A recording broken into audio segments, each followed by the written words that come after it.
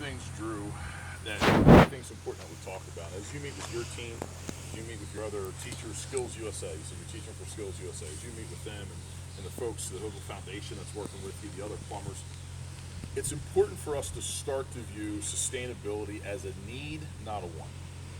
So as you design this house, you're not going to only put cold water pipes in. You would never walk up to the person that's going to buy this house when the students are done building it and say, listen, I really hope you didn't want hot water. Only cold water pipes are included in this house. We look at hot water as a need, and we should. You would never design a home like this without heating. Central Pennsylvania, it's not going to fly, right? So you're never going to say, oh, you wanted heating. No, because we view that as a need. You would never design this house without electrical outlets in it. We view electricity as a need.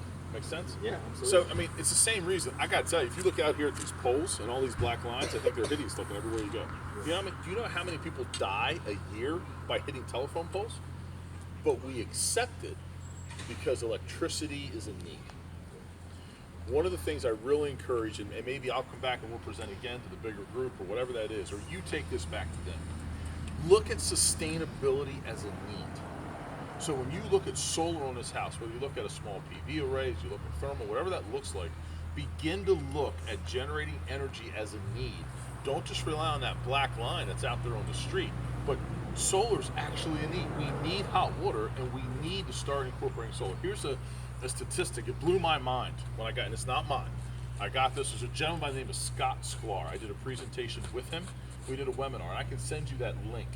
It's a slideshow, and it's all about sustainability. We did it together with Ed Salzberg, and we had a couple thousand people tune into it. It was really exciting for us. And one of the things that Scott Sklar brought to the table, and he's given me this slide to use, right now today, current world demand, not United States, not Wellsboro, world demand, there's 2,850 times more solar power available from the sun than the world uses as of today. 2,850 times. If we just tapped in to a little piece of that, what could we save? What could we save in generating power plants? What could we save in building? How much money? People talk about money, and I agree. Solar needs to stand on its own. I believe that. And Radiance does. We will stand alone, non-subsidized. But it costs money to run those power lines. It costs money to run that gas main, right? So now you're generating the power right here. Now that's not even talking about living off grid. But off grid and on grid alike, I really encourage us to start to look at sustainability as a need and not just a want.